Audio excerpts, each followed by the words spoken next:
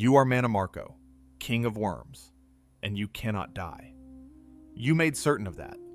What you have never managed is to make the figure at the edge of your hall speak. To make it say the name you carried before the title, before the worms, back when someone still used it kindly. You raised that figure yourself, with your own hands, from a body you knew better than your own. You have never told anyone who it was to you. You are not going to enjoy the part where you finally tell yourself. Long before the sky, there was an island called Artaeum, and you were young on it. Green cliffs, always afternoon light. The mist the Sigics pulled around their home like a veil. You came there to study, and you were the best they had ever seen. You do not say it with pride. You say it because it is what happened. Your mind cut through problems the elder mystics had circled for decades. You could reason your way to the shape of a thing before anyone else knew there was a thing to see. There was one exception. One student as bright as you were. His name was Venus. Everyone expected the two of you to hate each other. Two brilliant students, each gathering followers, each certain, of course, you would become rivals. You did not. You became friends. Not the easy kind. The kind built on the single fact that there was one other person alive who understood what you understood. And it was him. You were cold and exact where he was warm and quick. He turned his own robe vivid green in the middle of an argument, just to win a point about the nature of magic, and made you wait while he changed it back. You held the whole order spellbound, the two of you, debating what magic even was, whether it existed at all outside the will of the one who wielded it. They came to watch you the way people come to watch a fire, and then, one afternoon, the argument turned to death. You told him a soul loses nothing when a necromancer borrows it. The dead have eternity, endless, abundant, more time than they could ever spend. Ask a soul for a few hours of service, and you have taken nothing it will ever miss. Venus disagreed. He said hours have a way of becoming years. He said the dead cannot consent, and the thing you called borrowing, they would call a chain. You thought you won that debate. You were, in the coldest possible sense, correct. A borrowed soul does lose nothing. You are going to spend the rest of your existence learning what it costs the one doing the borrowing. He looked at you differently after that afternoon. You noticed. You told yourself it did not matter. It got worse, the way these things do. You went looking for the dark corners of the craft, and you found them. And you brought others down into a long-abandoned vault on the far side of the island, where the order would not look. When Venus discovered what you were doing there, what had happened to some of the students who followed you into it, he stopped being gentle. He confronted you beneath the gray Sephora Tower. He told you your studies had to end, that you were bringing horror into the spirit world. It was not a threat. It was a plea wearing the clothes of a demand. You scoffed. You hated the ways of life and peace, and you told him so. And you went back to your work. Decay and death, the only colors that had ever held your attention. He was the only person who ever asked you to stop because he wanted you saved. Everyone who came after him only ever asked you to teach them. You would not understand the difference until there was no one left to show it to. The elders found out. They were slow to see the danger and weak when they finally answered it. They exiled you to the mainland, which, for a man who wanted followers, was less a punishment than a door held open. Tamriel was full of frightened people carrying the same gift you carried, hiding it, hated for it. You gave them somewhere to go. The Order of the Black Worm. They stopped saying your name aloud. They called you only the King of Worms. Venus understood exactly what the elders had done. He went to them and said it plainly. You have found a wolf and sent the beast to the flocks of sheep. They told him to speak no more of it, so he left them too. He did not shrink into a smaller life. He built the thing that would define the age. A guild that would put magic into the hands of anyone, common-born or noble, the exact opposite of everything the Order had ever hoarded. He built it. in no small part as a direct answer to you. Every student who ever walked through its doors was his argument against your existence. The greatest institution of magic in the history of the world exists because one man loved his friend enough to spend his life trying to end him. You are the reason Vanus became who he became. He is the reason you would never again be only a man. You made each other.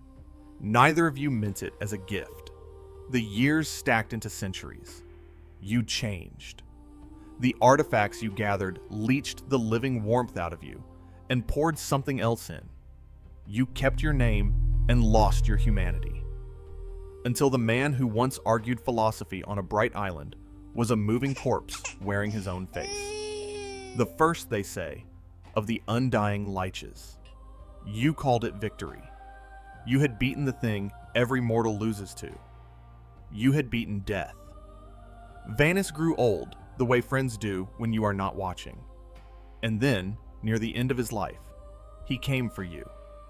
He gathered his mages and his lamp knights and led them north to a cursed mountain pass to finish what a plea beneath a tower had failed to finish centuries before. He was not young. He knew what you had become. He came anyway. He had told them he would face the tyranny of worms before his last breath and kill undeath at last. The battle was like nothing the world had seen. Fire and frost tore open the mountainside. Your dead rose in waves, and his light shattered them in floods. With a single touch, he shook the mountain to its base. And when it was finished, the hoard broken, the artifacts wrenched from your skeletal hands. 1,000 lay dead on that pass, good and evil both. Among them was Vanus Galerion. He died there. You did not. The histories say he won, and he did. He broke your cult. He tore the artifacts from your grip. He ended the King of Worms, and the world exhaled. But you were already the kind of thing that does not end. Your body failed on that mountain, and you simply continued. He came to give death to the undying and succeeded at everything except the only part that mattered. The man who beat you did not live to see the morning. You, who lost, have watched every morning since. And here's the part you have never said out loud. You did not leave him on that mountain. The figure at the edge of your hall, the one that will not speak, the one you raised with your own hands from a body you knew better than your own, that is him. That is Vanus. When it was over, when he had beaten you and died doing it, you went down to his corpse and you called him back. Not the man, never the man, just the body, standing, obedient, silent, a trophy and a thrall, and the single worst thing you have ever done, kept in the corner of your hall where you have to see it every day. Go back now to that green island. Go back to the afternoon you told him a borrowed soul loses nothing, because the dead have eternity to spare. You were right. His soul, wherever it went, lost nothing you could measure, but you kept the shell of the one person who ever knew the name beneath the title, and you made it deaf to that name forever. And every single day it stands there proving your oldest argument true, and your whole long life a lie. The soul lost nothing. You lost the only thing you ever had. You should have stopped there. You did not know how. Grief, in a man who has forbidden himself death, does not fade. It only accrues, like everything else you refuse to let go of. So you reached higher. You had spent lifetimes proving you could cheat the small death, the personal one. Now you went for the god of it. There is a moment. The world tore itself into pieces to allow it. A break in time so violent that several versions of the truth became true at once, where you seized the power you had been circling for an age and spent it on the only thing you had ever really wanted. You left your body behind. You became a god, not a metaphor, a body in the sky. They call you the necromancer's moon now, the revenant, And every 8 days you pass across the face of Arche himself, the god of birth and death, and you blot him out. For a full day, his light cannot reach the world. For a full day, there is only one power in all of Nirn that rules the line between the living and the dead. And it is you. You won. Be clear about that. You wanted to master death, and you did not merely master it. You climbed into the sky and became the eclipse that shames the god of it. No necromancer in history came close. Arguably, no one in history came close. And it changed nothing in the corner of your hall. You are the god of the door between the living and the dead. You can open it for anyone. You have opened it for thousands. Soldiers, kings, strangers, enemies.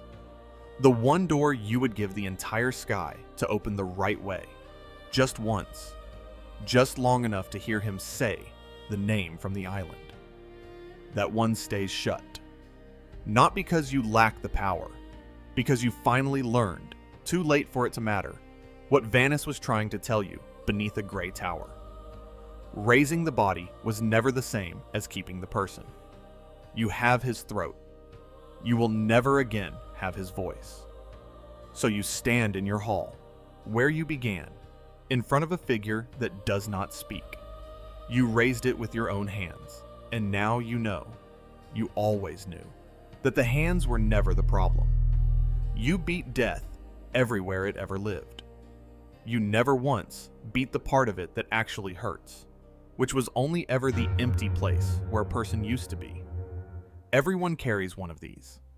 Some corner of some room where you keep the version of someone you can bear, instead of the person you actually lost, because the real one is not available anymore, and the kept one, at least, stays. If you want to live another life like this one, subscribe. There's always another one, waiting. The figure at the edge of your hall does not move. Above the world, on schedule, your light slides across the face of the god of death, and the dark comes down for a day. And somewhere beneath it, a soul that was never yours to keep goes on not answering to the name you carried when someone still said it kindly.